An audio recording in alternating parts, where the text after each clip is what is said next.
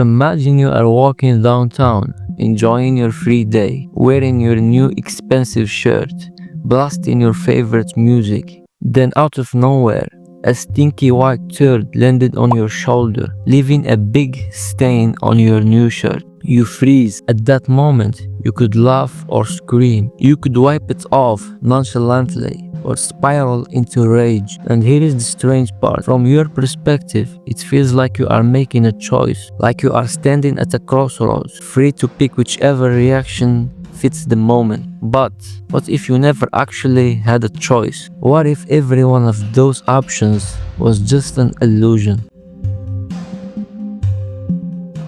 There is a thought experiment known as the Laplace demon. Laplace proposed that an omniscient observer, which is basically an all-knowing being or entity, knowing with infinite precision all the positions and velocities of every particle in the universe, could predict the future entirely. At the atomic level, the universe operates according to physical laws. Every particle, every interaction, every brain impulse follows these laws. Your brain is a physical system made up of atoms.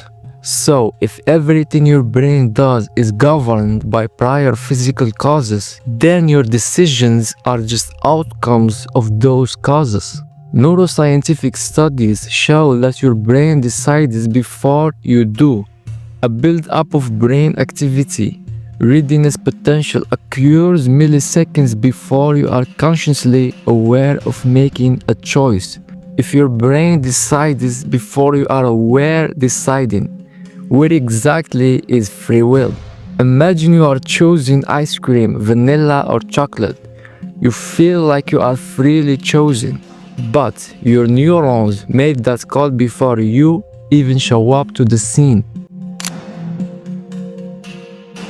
Let's think about this. When you make a choice, like choosing chocolate over vanilla, it feels like you are in control, right? But here is the real question. Where did that preference came from? You didn't choose your brain. You didn't choose your genetics. You didn't choose your childhood, your parents, your environment, or the experiences that shaped your personality. All those things shaped you. Your likes, your fears, your thoughts. And if you didn't choose those things, then did you really choose who you are? Think of it like this. You are a character in a book. You can act, talk, and decide things. But the character didn't write the book. The story came from somewhere else. So even when you feel like you are freely deciding something, that decision is based on a long chain of causes you didn't control. So the argument goes, if you didn't create the thing that makes the choice, then are you really choosing? It's like a domino effect. You are the final domino that falls, but you didn't set the others up. And that is the heart of the philosophical arguments against free will.